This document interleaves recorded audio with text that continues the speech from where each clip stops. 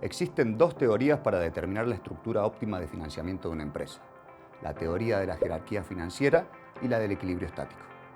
La teoría de la jerarquía financiera, denominada en inglés Pecking Order Theory, fue formulada por Gordon Donaldson. Después fue modificada por Stuart Myers y Nicholas McClough.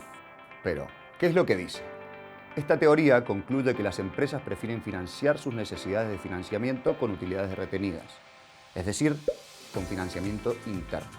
En segundo orden, con financiamiento de deuda y en última instancia con un financiamiento de capital.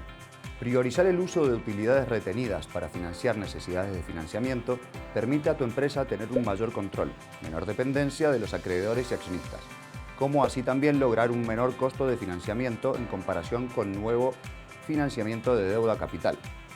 Sin embargo, aplicar esta teoría puede resultar en no maximizar el potencial de crecimiento de la empresa, su rentabilidad y el mejor uso de todos los recursos de financiamiento disponibles. ¿Cómo lo resolvemos? Con la otra teoría, la teoría del equilibrio estático, denominada en inglés Trade-off Theory. Ha sido presentada por varios autores. Por ejemplo, Alan Krauss y Robert Lichtenberger en 1973, o Richard Billy y Stuart Myers en 2003. Esta teoría está basada en el equilibrio entre el costo de financiamiento y la deuda adicional, considerado también su beneficio impositivo y el costo de financiamiento de capital adicional. Más adelante profundizaremos en esta idea, pero debes familiarizarte con ella. El financiamiento de deuda conlleva un beneficio impositivo.